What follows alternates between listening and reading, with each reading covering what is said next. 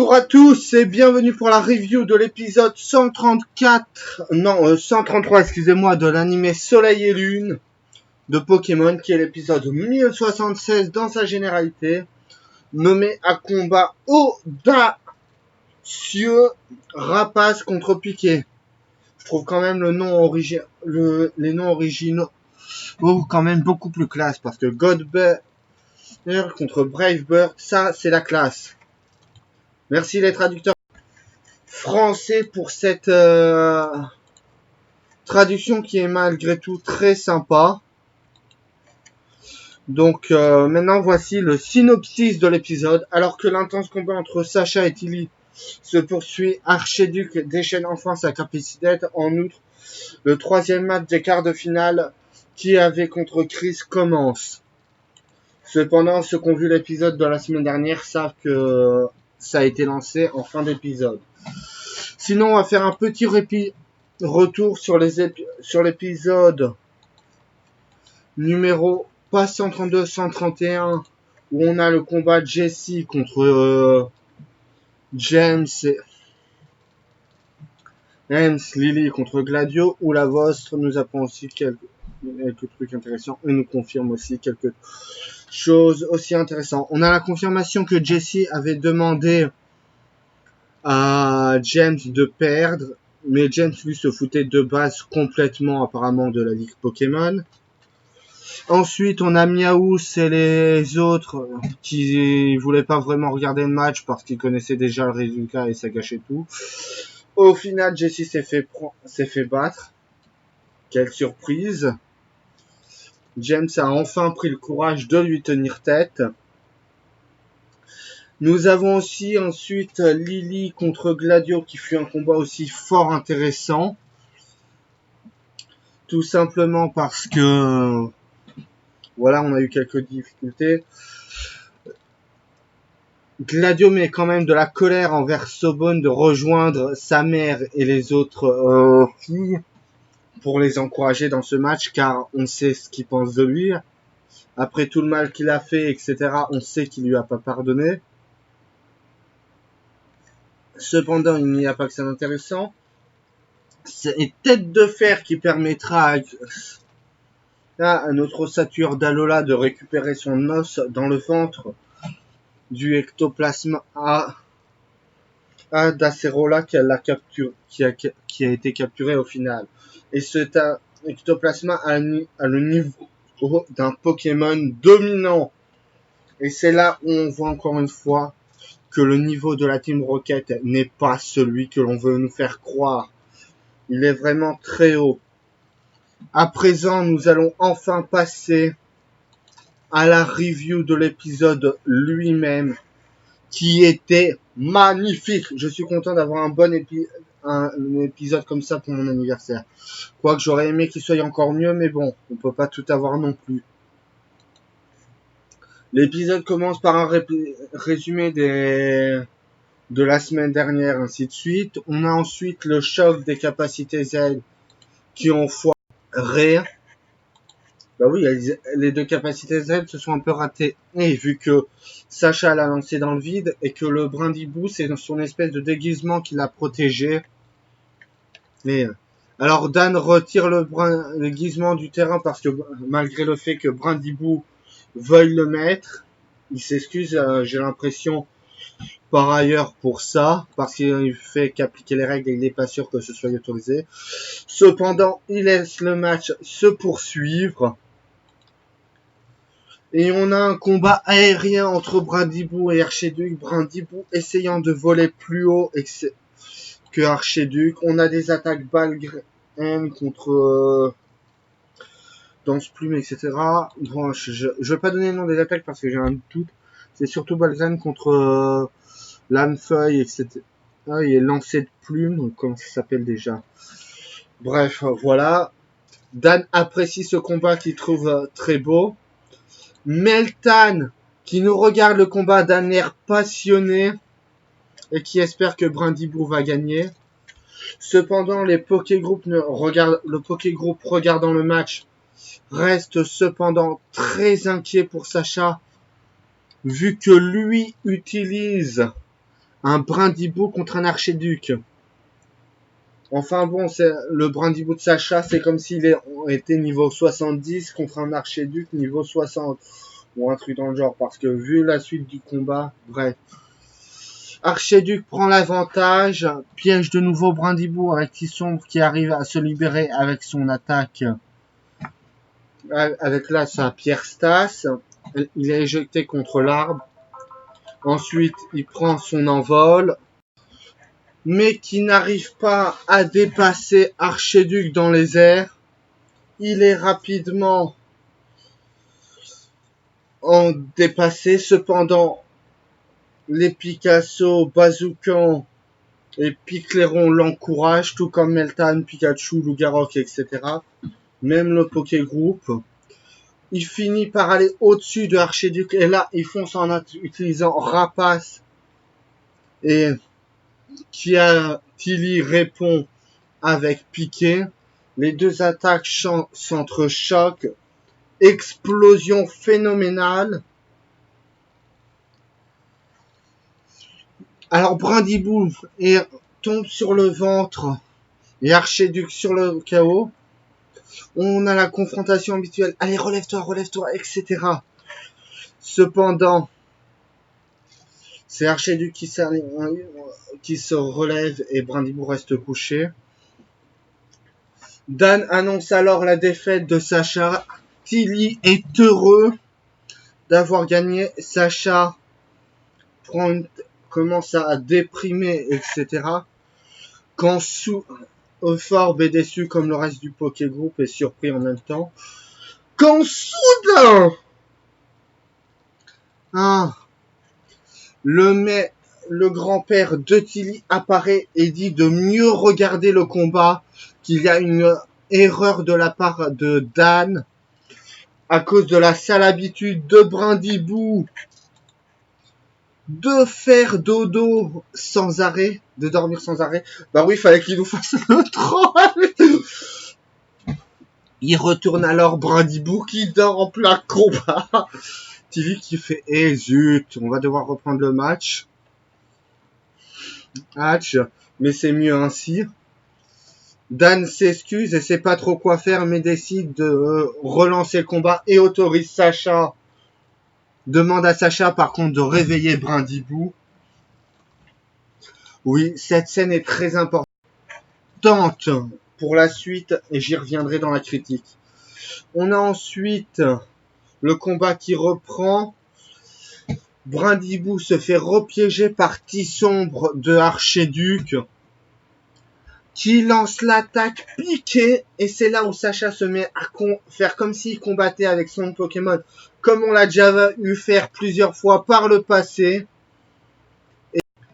et qui permet à Brindibou d'esquiver l'attaque avec Danse Plume, l'attaque héritée de Bazoukan, Picasso, Picléron. C'était franchement magnifique. Et il achève d'un coup royal avec l'attaque Rapace Archiduc qui est littéralement mis KO. Dan, pour éviter de refaire la même erreur, se rapproche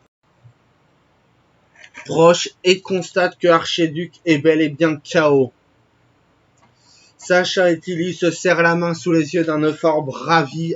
Meltan quitte le groupe de Pokémon de Sacha. Puis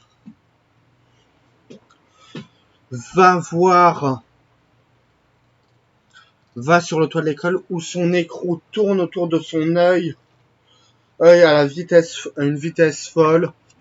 Pendant ce temps, Tilly quitte le terrain, il tombe sur son grand-père, dit c'est pas grave, j'ai fait de mon mieux.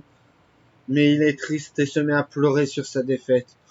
Retour sur la Team Rocket qui arrête pas de prendre des commandes de tout ce qui leur passe à travers. Puis retour sur Nounourson et Chelours qui sortent de l'eau, mais Goroutan leur apporte à boire. Le robot Goroutan leur apporte à boire et ils retournent dans l'eau. Lui, Chelours, on va le voir apparaître à la fin de la ligue pour récupérer la Team Rocket. Donc cherchez pas, ça va être le symbole de fin de la ligue. Puis ensuite, on a Chris qui dit que c'est lui qui va gagner le match. Mais bon, on sait grâce au petit épisode que ça va pas être lui. On a alors Sacha qui rejoint les Poké Girls dans les tribunes. Il se fait féliciter par chacune. Et t'as le Motismadex qui lui dit que, en gros, que Meltan est sur le toit de l'école. Il dit qu'il a disparu et qu'il est allé là-haut à la fin du combat entre Brindibou et Archiduc. Et là, j'en viens à me poser une question, mais ça, j'y reviendrai à la fin d'épisode parce que la scène de fin d'épisode gag, comme on dirait certains, c'est les Meltan qui discutent entre eux et qui se préparent à sortir de la planque. Ensuite, le combat de Kiavé contre Chris commence par des attaques point de feu, rayons de signal, ultra laser qui sont esquivés, puis Talu et les canons qui touchent Dracofeu et le plaquent au sol. C'est alors que Chris enchaîne sur sa capacité Z, Cocon fatal, et c'est la fin de l'épisode. Il coupe à ce moment-là. Et maintenant, on va passer à la preview de l'épisode de la semaine prochaine. On a Lucanon et Dracofeu qui continuent leur combat. Puis Nephi contre Guzma qui semble prendre un malin plaisir à faire souffrir le Pokémon de Nephi. Donc on peut le dire, elle va s'en prendre plein la tête. Nephi la semaine prochaine. Mais il ne va pas se laisser décourager et le combat va être serré comme pour Tilly et pas comme pour Tilly, comme Kiavé et Chris. Alors c'est vraiment un épisode de grande envergure qui nous attend la semaine prochaine, lui aussi. On a du gros, on a du gros, on a du gros. Voici le titre de l'épisode de la semaine prochaine. Tout le monde est entièrement chaud, la route des demi-finales. Le match entre Kiavé et Chris s'achève. L'heure est venue pour Nephi et Guzma de s'affronter pour le 4e match des quarts de finale. Je vais enfin vous parler des critiques. Il faut faire une petite critique de l'épisode ainsi que mon avis sur différentes choses. Tout d'abord, on va revenir sur le cas du match Sacha contre Tilly.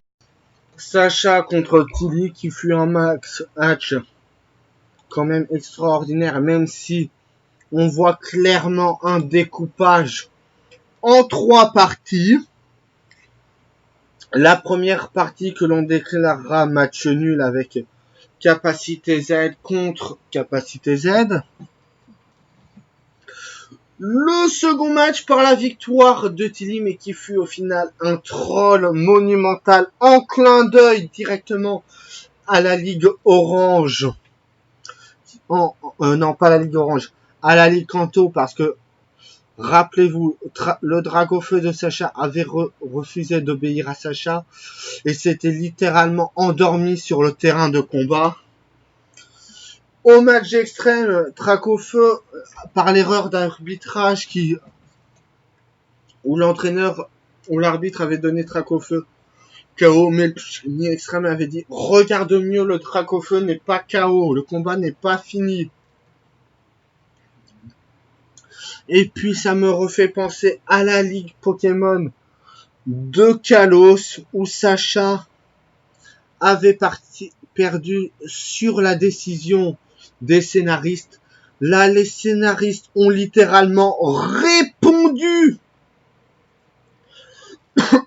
aux Pokéfans en disant en gros, on fait ce qu'on veut, on peut très bien te faire perdre sur un Brindibou qui décide de faire de dos, tout comme sur lui faire une victoire. C'est nous qui décidons, c'est pas vous. Voilà, c'est un message des scénaristes, ça aussi. Après, on a aussi le Meltan qui nous prépare quelque chose.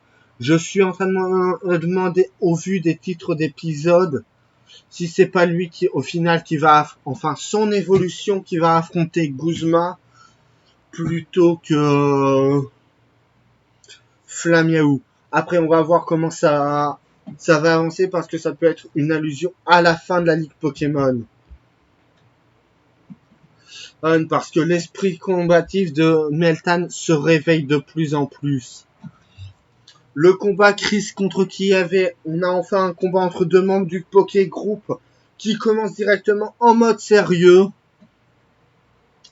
sans chercher à se faire de cadeaux. Par contre, par rapport à ça, j'aurais aimé que Sacha affronte lui aussi un membre du Poké Group dans ces matchs. Enfin bon, voilà, on peut pas tout avoir.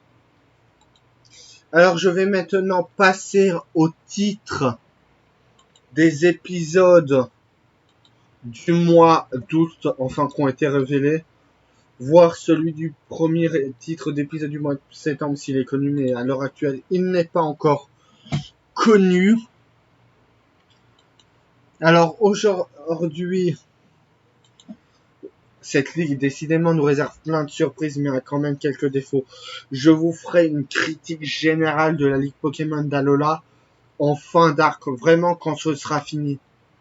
Après, la question pour Meltan, c'est est-ce qu'on nous prépare déjà l'arc après ligue? Est-ce qu'on va passer sur un arc Melmetan? Ou est-ce que ce sera vraiment pour le match, pour la fin de la génération? Il n'y a qu'à voir ce qui va se passer. Et est-ce qu'on va augmenter le nombre de combats? Alors non, le titre du mois de septembre, aucun titre pour le moment pour le mois de septembre. Les titres d'épisodes du mois d'août sont...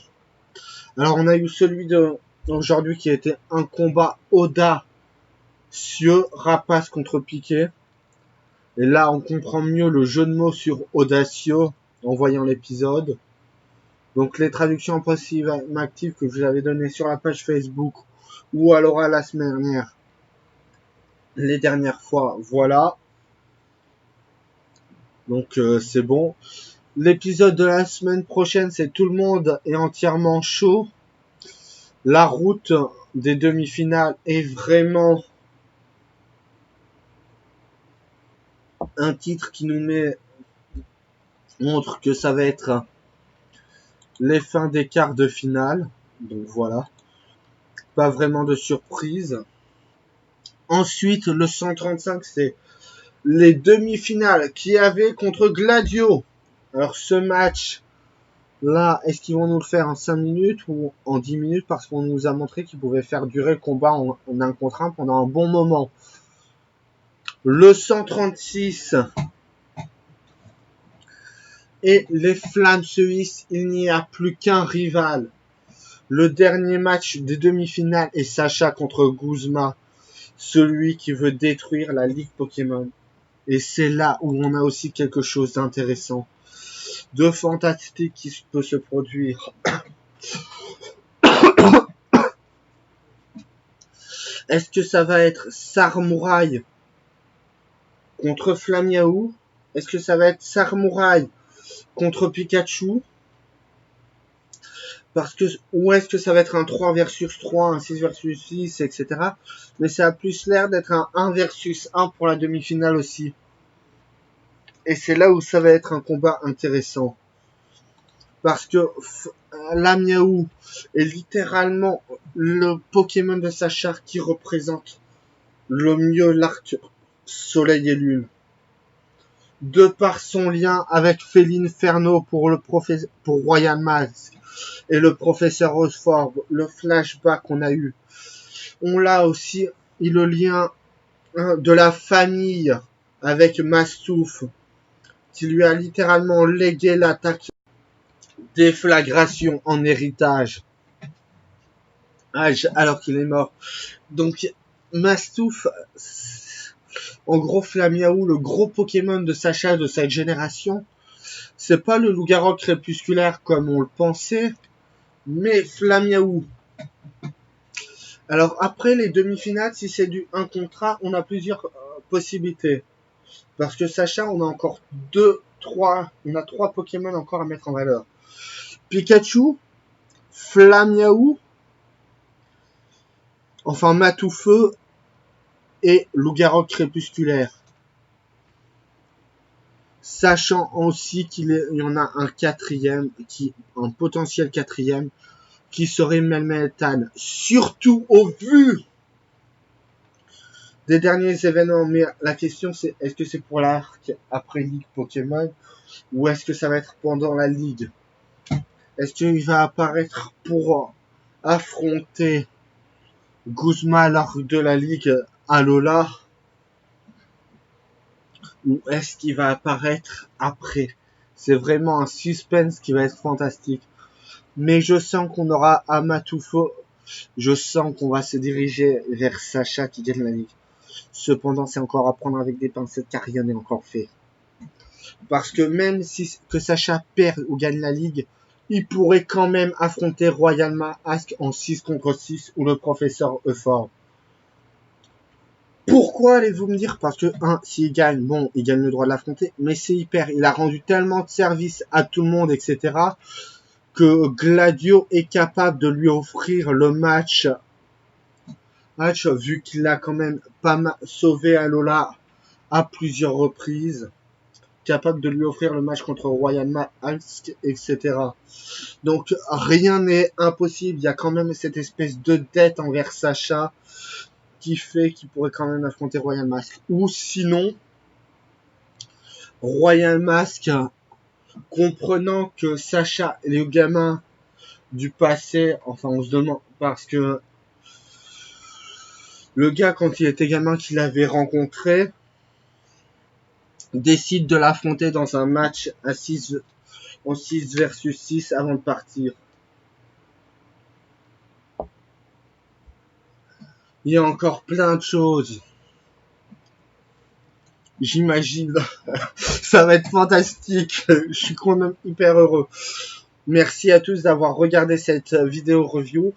Ensuite, je tiens à m'excuser pour les bruits de téléphone qui ont lieu. Comme c'est mon anniversaire, j'arrête pas d'avoir des appels durant toute la journée pour me souhaiter bon anniversaire, etc. Voire des textos aussi. Cependant, ce n'est pas tout, vu qu'il y a aussi des problèmes de coupure avec le logiciel. Quand j'enregistre avec ma voix, ça coupe par moment. Il faut que je reprenne directement là où ça a coupé. Donc il est possible que soit je me répète, ou soit ça fasse un espèce de trou. Donc voilà. Encore merci à vous d'avoir regardé cet épisode. Et cette review. Et je vous dis à la semaine prochaine pour la review qui mettra à mon avis fin au quart de finale et annoncera officiellement les matchs de demi-finale. Je vous rappelle que les résumés donnés ne sont que des résumés, que rien n'est encore officiel le temps que ça ne s'est pas produit dans l'animé. Les scénaristes peuvent changer le contenu de l'épisode s'ils le souhaitent. Voilà. Merci beaucoup, au revoir.